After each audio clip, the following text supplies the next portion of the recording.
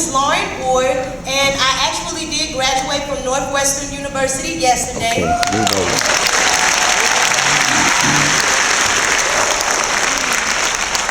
So now I do have my master's in communications along with my bachelor's. So today I really do want to speak to you all about keeping your eye on the prize. But before I begin, I do want to thank Reverend Dr. Johnny Coleman for being the founding minister of this church.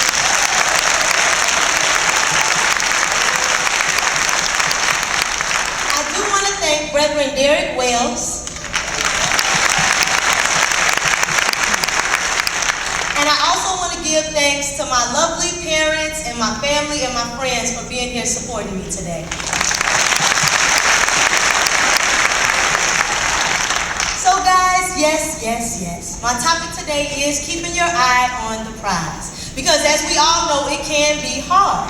But as long as you have self-confidence and as long as you keep faith in God, you will make it. So audience, if I'm walking around and my head is down and I look like I'm depressed and I say, audience, what should I do? I want you guys to say, Lauren, keep your eye on the prize. All right. So let's try it. Oh my goodness. Audience, what should I do? Keep your eye on the prize. Okay. So guys, I'm going to start off by telling you about one of my first struggles. Well, when I applied for Howard University, I didn't get in the first time because my counselor had my transcript papers and the ones from Mizzou went through, but the ones for Howard somehow didn't make it to the deadline in time. So I called Howard and, I already knew there was nothing they could do. They already had said that the deadline for accepting students had passed. So here I am getting depressed. I'm like, oh, I didn't get into Howard. I'm like, oh shoot, I'm not going to be nothing. I just graduated from high school and I don't know now, I might as well just give up. But then I said, wait, audience, what should I do? Keep your eye on the prize. Hey, you know what? I thought the same thing too. So I remember, I am a Johnny Coleman baby. And I mean, Johnny says it best. It works if you work it. That is so true. That's so true. So that's exactly what I did. I called Howard every single day. I kept calling up to the administration. I kept sending out emails. And finally, after 2 months, someone answered the phone. And she said, Miss Ward, I know this must be you. Because you've been calling and you've been emailing me. I know it must be you. What do you have to say? I said, ma'am, if you could just give me 1 second. You should accept me into your institution because I promise you, I will be the one to make a difference. I will be the one to leave behind a legacy. I'm persistent, I'm passionate, I'm humble, and I'm hungry. I eat, breathe, and sleep Howard University.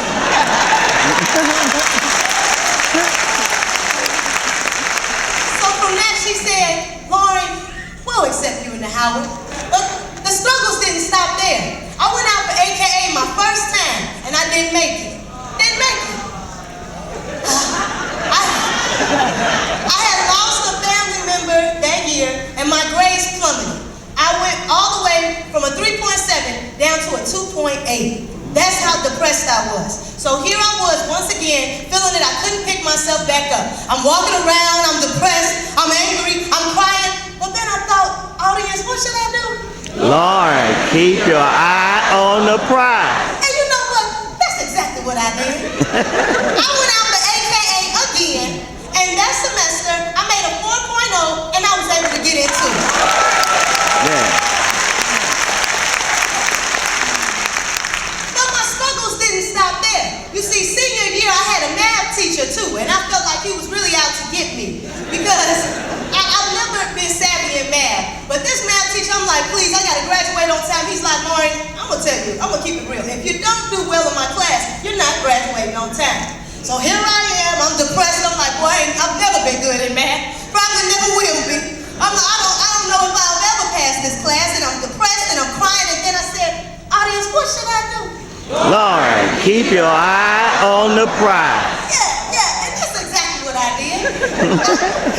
I began to study harder. I did the extra credit. I was going to the office hours. I studied with my classmates outside the class, and I was able to pass that math class with flying colors and graduate on time.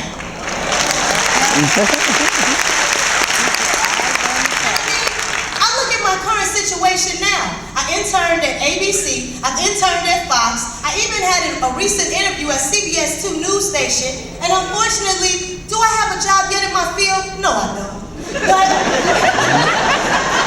you see, I graduated yesterday, I'm positive, I'm humble, I'm persistent, I'm passionate, and that's why I have to remind myself to keep my eye on the prize. It's possible that I may fail, but it's also a possibility that I will be successful. It's necessary that I keep motivating myself and I keep motivating the people around me, because it's you that has to make a difference, and it's me that's got to make a difference too. Yeah, it's going to be hard. I know it's going to be hard, but I'm going to keep sending out my resume. I'm going to keep sending out those cover letters. I'm going to keep making phone calls. I'm going to keep sending out those emails. I'm going to keep praying to God each and every day, and I'm going to keep waking up every morning and looking at myself in the mirror and saying, you're going to make it one day.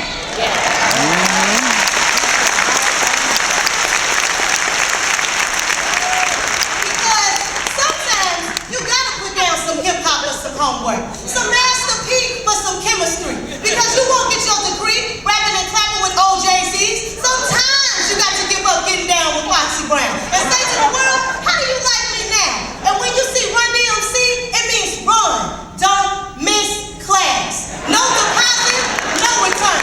Success stops when you stop. Opportunity only dances with those who are already out on the dance floor. I'm out doing my dance. How about you?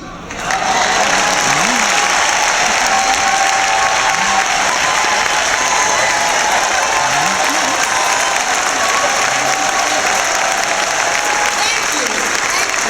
I just want to say, keep your eye on the prize. All right.